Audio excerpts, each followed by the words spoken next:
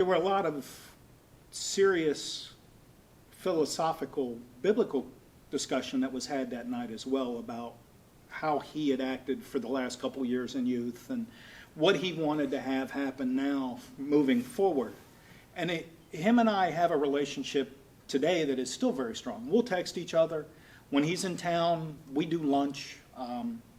He's just a great young man, and truly do appreciate the friendship that I have with him. That's amazing. That's amazing that you can go into a relationship with concerns, maybe even expressed by other people, and yet as you just walk through that maturing process, that relationship is formed and developed, and now it is a lifelong bond. Yeah. It's just incredible. That would be the biggest thing I'd say is don't listen to other people's preconceived notion of a student. Get to know the student. Get to see what they're truly like. And I had him through all of middle school. And trust me, we instituted basically a code of conduct. And if you stepped out of line, you did push-ups. And he did a lot of push-ups through middle school. Oh, that's awesome. That is great. I love that. We have a strength training program as well, if you didn't know. All right. So tell me, we'll end with this. Just share a funny memory that really you look back on and you just laugh and remember well. I've got two, and I'll share them both. And one was of an 8th grade student, first mission trip out with TRIB here, and we're getting ready to leave. And he drew the unfortunate situation of having to room with me. Rooming with an adult leader on a mission trip probably isn't any kid's favorite thing to do.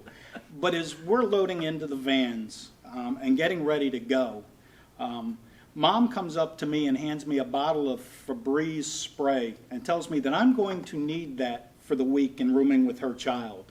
And that wasn't true, but it was one of those situations, and looking back at it, that was kind of funny. And the other that I've got was a particular student didn't go that year on mission trip with us, had an opportunity to do a trip called People to People, and he was overseas in Europe. While we were coming home from our mission trip, my phone rings, and the co-pilot of the van answers the phone for me, and because he told me it was this particular student. So we're having a conversation. First off, he has skipped curfew, and he's out, just wandering around. So I start asking him some questions, and we go about, well, what did Mom and Dad think of the trip? Well, I haven't called Mom and Dad yet. Now, keep in mind, he's been gone 3 weeks, and I'm the first adult he calls, and I'm thinking to myself, I've got a great relationship with your parents. You're going to get me killed.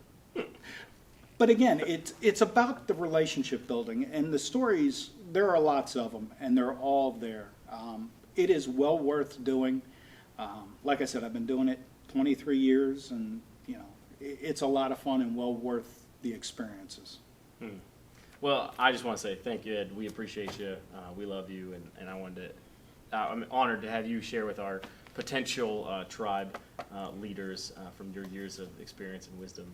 Well, thank you for not getting rid of me. So yeah, you're welcome, man. No, that's all good. Well, hey, we hope you'll consider and think about this, and we look forward to seeing who God is calling to come and to serve for maybe another 23 years, just like Ed Fleischer. So thanks so much for tuning in. Thank you. All right. Ooh. How did it get so? Hey, 10 minutes. That's not